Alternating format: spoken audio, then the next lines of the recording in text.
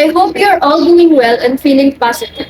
Today, ipapakita namin sa video na ito ang iba't ibang paraan ng pagbati o greeting sa iba't ibang wika at dialekto. Ang unang lingwahe ay ang Filipino o mas tinatawag na Tagalog.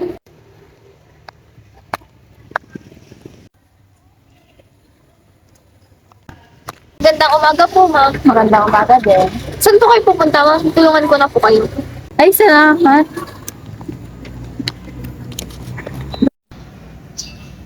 Iti may kaduamat nga dialekto, kat Ilocos.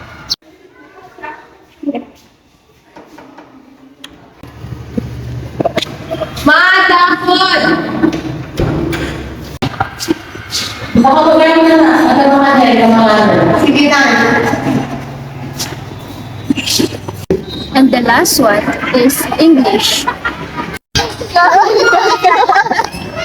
Hi, besties! Hi! Let's go buy some mango. Okay, let's go. Go.